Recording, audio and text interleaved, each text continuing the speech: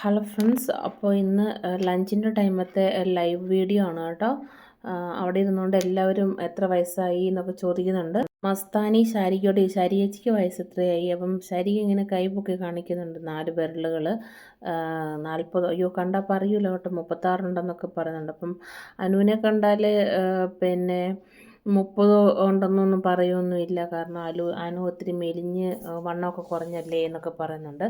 അപ്പം നമ്മുടെ നെവിൻ പറയുന്നുണ്ട്, അവളെ കണ്ടാൽ ഒരു 36 എന്ന് തോന്നുന്നു പറഞ്ഞേ.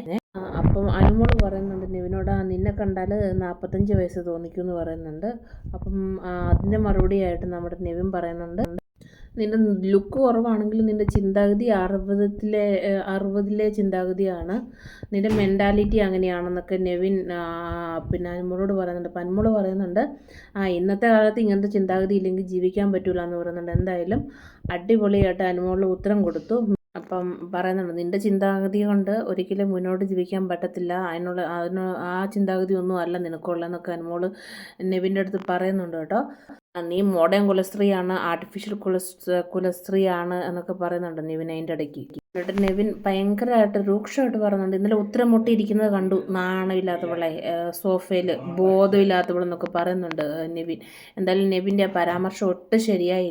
എന്തായാലും എല്ലാവരും ബോധമുള്ളവർ, എല്ലാവരും ഒരേപോലെ ആൾക്കാരാണെങ്കിൽ ഈ ബിഗ് ബോസിൽ ഈ കോമ്പറ്റീഷനും കാര്യങ്ങളൊന്നും വയ്ക്കേണ്ട ആവശ്യമില്ലല്ലോ. എല്ലാവർക്കും ഒരു 10 ദിവസത്തേന് അവരെ വിളിച്ച് നിർത്തി കപ്പും കൊടുത്ത് അവരെ വീട്ടിൽ വിട്ടാൽ പോരെ, എല്ലാവർക്കും ഓരോ കപ്പൊക്കെ കൊടുത്ത്. എന്തായാലും നമുക്ക് കാത്തിരുന്ന് കാണാം ഈ പരാമർശങ്ങൾക്കൊക്കെ ഒടുവിൽ അനുമോൾ കപ്പുമായിട്ട് ജയിച്ചു വരുന്നത്.